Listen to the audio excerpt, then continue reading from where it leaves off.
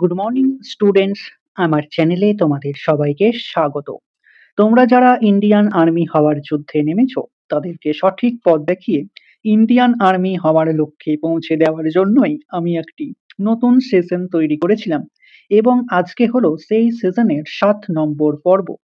তো আগের পর্বগুলির মতোই আজকের পর্বটিও খুবই গুরুত্বপূর্ণ হতে চলেছে, বিশেষ করে যারা এসএসসি জিডি পরীক্ষা দিতে চলেছ 2024-এ।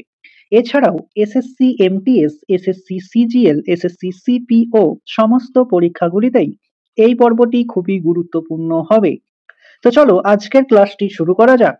তোমাদের প্রথম প্রশ্ন হলো, কত সালে সংসদে বিনামূল্যে ও বাধ্যতামূলক শিক্ষার অধিকার আইন পাস করা হয়েছিল? এসএসসি জিডি 2021-এ এবং 2019-এও এই প্রশ্নটি এসেছিল। কত সালে সংসদে বিনামূল্যে ও বাধ্যতামূলক শিক্ষার অধিকার আইন পাস করা হয়েছিল? সঠিক উত্তর অপশন বি, 2009 সালে। ভারতের দক্ষিণতম বিন্দু কোনটি? 5টি স্টার দিয়ে রেখো, ভারতের দক্ষিণতম বিন্দু কোনটি? সঠিক উত্তর option A, Indira point. Bhagirathi ও অলকানন্দা নদীর সঙ্গম স্থল কোথায়? এসএসসি এমটিএস 2017-তে এই প্রশ্নটি এসেছিল। ভাগীরথী ও অলকানন্দা নদীর সঙ্গম স্থল কোথায়? সঠিক উত্তর অপশন সি, দেবপ্রয়াগ। গোবর গ্যাসের মুখ্য উপাদান কোনটি?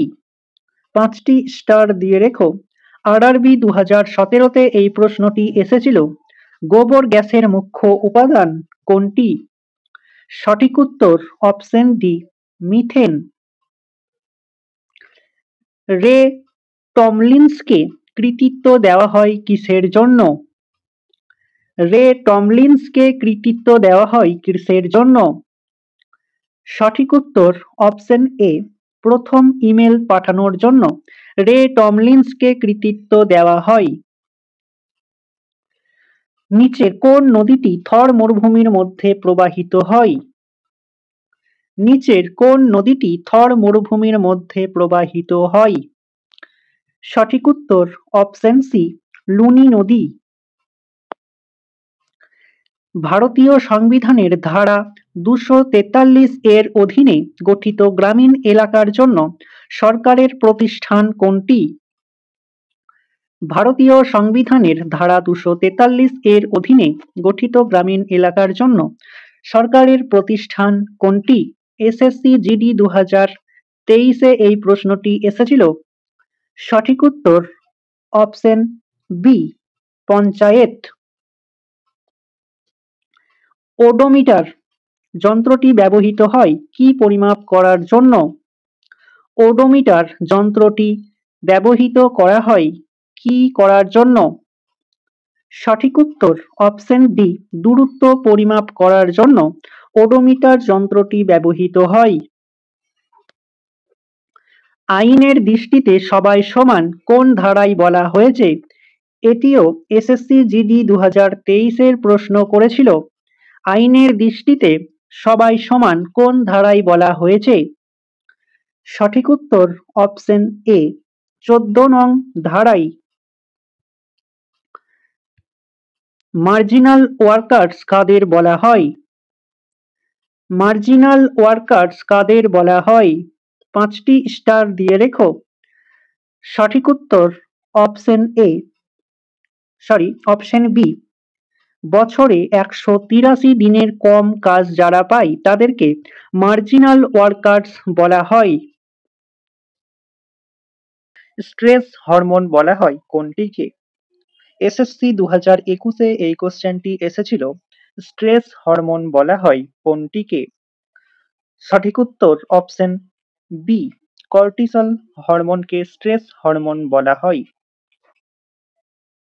বেন্টন চরিত্রের সৃষ্টিকর্তা কে? 5টি স্টার দিয়ে রেখো, এটিও এসএসসি এমটিএস 2018-তে এসেছিল।